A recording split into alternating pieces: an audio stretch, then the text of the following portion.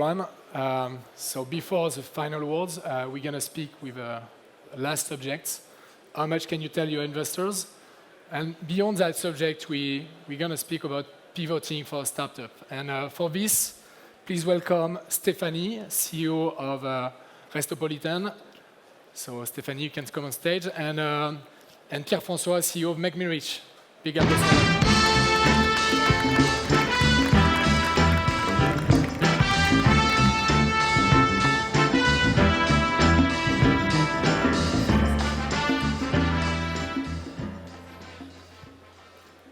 So Stéphanie, so you're CEO of Restopolitan, and we wanted to share about what happened to you 3 years ago. So you told me that you started your startup and you were almost closing it. Please explain us a little bit about that.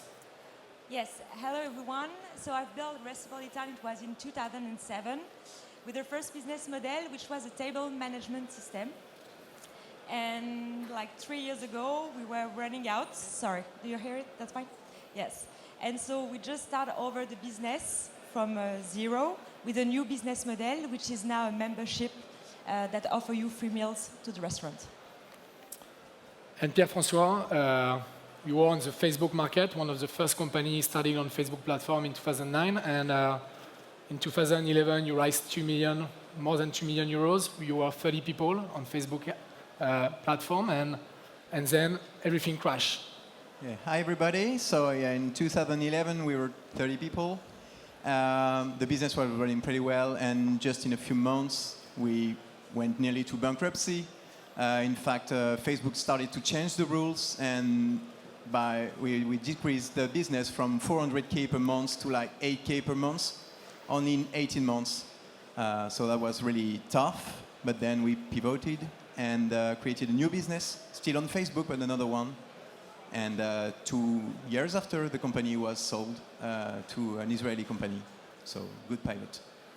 That was very fast, like just 3 years company, you raised 2 million, 6 months after it's over, and 2 years after you In fact, I think it was not so fast, because from the moment we raised money, we needed like 18 months before really understanding that we couldn't continue onto that business, and we had to change.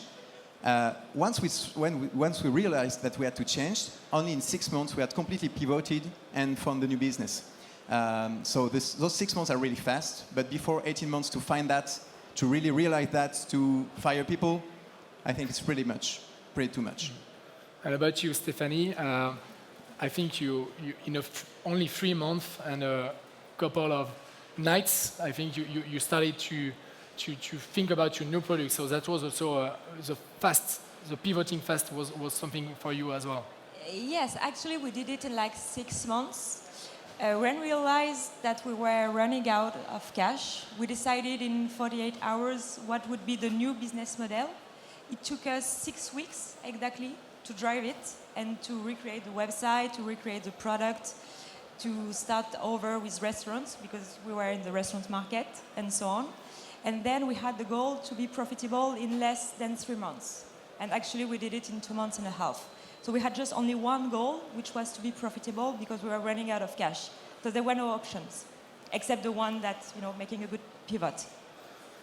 What is amazing, well, yes? On our side, the business was running pretty well at the beginning. So for a long time at the board, everybody was thinking about, can we try to find a way to just change a bit the business?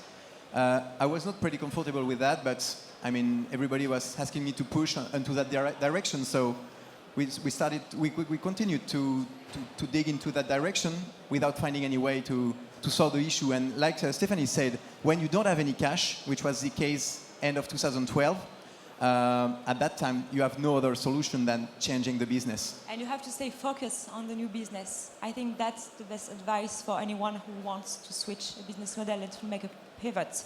You just have to stay focused on the new product, and that's it. Don't look back. Don't continue with the old product. Just stay focused on the new one. But so that's the good part when you speak about pivoting. We're not speaking about the difficulties. We have to move over. Try, yes. And what's the relationship you had with your investors at that time? Was it difficult? How did you handle the situation that, thank you for coming for the first business model, but we are over and we need to change? How was it? The relationship, well, in Restopolitan, the kind of investors we had were only business angels, which are not VCs. So I think that might be different, definitely, when it's VCs, but for us, it was only business angels. And so we had like a very personal relationship with them. And I knew that when they invested in Restopolitan, it was for the team and not only for the product. So that definitely helps. I wanted to throw away the bad pressure. So some of our investors, I didn't answer the phone, didn't answer any emails and stuff like that. Yes, to not being, too exposed to bad pressure.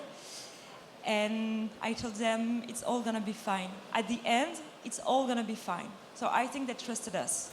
So you had that really inside you, the fact that you were convinced in the way you are doing. Yes, I was definitely sure that at the end, it's all gonna be fine.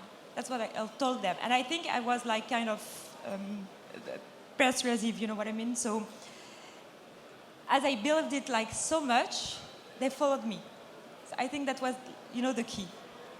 So really good persuasion and based on you man and the team, you're saying? Yes, definitely. For you, Pierre-François, it was different because you had business angels? No, we had only VCs. VCs as well? And in fact, from the day after they invested, the business went down. So we had one board every month, and even the first one was already bad. So I asked some people to tell me if I should tell exactly the truth or not. And nearly everybody told me you should tell exactly the situation right now. Don't try to change the things because it's going to be a long run. And if from the first board you start to hide things, it's not going to be easy. And I think, sorry, just at the board, they might suggest you like to try other things. If, for example, the company is not running well, they will say, let's try something else, but on the side. And the perfect rule for a good pivot is just to switch from one day to another. Yeah. That's why that's very hard. Yeah, it's exactly the same. In fact, I asked for several months to change the business, but everybody was telling me, okay, but you still have a bit of money here, so you should keep that running and also create a new one at the same time. But in fact, it's impossible. You can't do two different things at the same time. When one is going really down, you're only thinking about stopping it properly. You're not thinking about creating the new one. Once you're really pivoting, then you can really focus, all the team can focus, and you can congratulate on just very small achievements. It's completely different. We did that on one day, and the 31st of August 2012, we stopped the business. 1st of September 2012, we opened the new one. And from the moment we opened the new one, just a few months after, the business started to grow again, and for the next 2 years. So you are both saying that focusing is really a good key point to help you start something very better and try to get back to something better for your company. So yes, to stay focused, and I think also to have one goal. And for example, for us, the goal was the 1 million rule. We decided to make 1 million euros in 12 months, and that was the only goal we had. And so we divided like 1 million in 12 months, and then in 30 days, so which is like 2,500 euros per day. So that was the only goal for all the team, to make each day 2,500 euros. And I think that's very important to stay focused on the new project and the new product, to stay focused just on one goal. Concerning the money, because you were saying, you had that money and that time to do everything and to switch, you had a bit luck on that. Yeah, and I'm happy to talk about that. End of 2012, we went from 30 people, 30, to 4 people. We nearly went from 2 million euros, a bit more, to 0. Wow. We had 3 weeks of cash.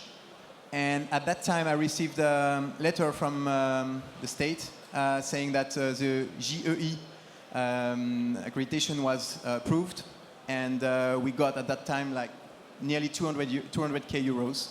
This was the beginning of the new product. Without this money, we would have stopped the company. So the GEI program helped us to pivot at that time. So we need to save in France, GOE and CIR and Yeah. CII. Right now, I had to pay a lot of tax, but I'm happy to pay those tax because 2 years ago, without this money, I would have stopped the company. So thank you for France for that. Yeah. Yeah, thank you, France, France. for that. You were speaking about the team, because when you had that kind of difficulty to say we have to switch, okay, you got the investors, but you got also the people within your team that have also to follow you and trust your new projects. What was the condition there with your team? Did the people leave the company at that time, or did you manage to keep them engaged into your product? It was really tough because we went from 30 to 4, so every time we were doing a round of like 5, 6, 7, 10 people, we thought it was the last round of people fired. And in fact, there was a new round and a new one. So at the end of it, when we were only 4, all the 3 were thinking about who is going to be the next one. The only way I found to solve that was to be working really closely, everybody in the same room, everybody on the same desk, working day and night together, and also be really transparent about cash, about numbers, about everything, so that the 3 people that were still here could really trust in me. Without that, it was impossible. I mean, if one of those 3 had left the company at that time, for sure, it was the end. So engagement and transparency was 2 points for you. What about you, Stéphanie? Yes, that's definitely the same. I think like transparency is definitely the key word. And for people who want to leave, just let them go. Anyway, it will be like less salary to pay at the end of the month. So 2 people didn't came back from one day to another, and that was just perfect for us at the end. So that's why I was saying like at the end, it's all gonna be fine, because that's true. Right, thank you very much. We are almost at the end. Do you have any advice that you wanted to share and to tell future entrepreneurs, actual entrepreneurs that got real deep difficulties and they see the world coming into their head? So definitely, this is what Stephanie said. Definitely, when you think your business is in trouble and you don't have any idea about how to solve that without trying to continue to run that business for months and burn a lot of cash, just stop that immediately and change, because you're just burning cash and you're just being more tired and tired months after months. It's not good. It's not good for everybody, even for your team. So just stop it. I mean, if you really don't have any idea, stop it and move to the next one. So change is good. Of course. And you, Stéphanie? And I would say that regarding relationship with your investors, because that was like the main theme to speak about. Regarding this relationship, just try to be as more transparent as you can since the beginning. And anyway, that's what we were talking about. They're on board with you, so they won't leave, and they cannot like fire you just if you're doing the right thing. So just be transparent and do your job. And if you're pretty sure that at the end you're gonna make it and the pivot is good for the company and that's a good product,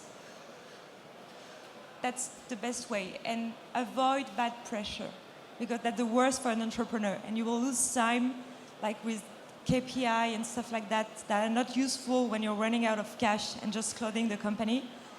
So just do your job. Keep the power. Yes. Thank you very much. Thank you, Pierre-François. Thank you, Stéphanie.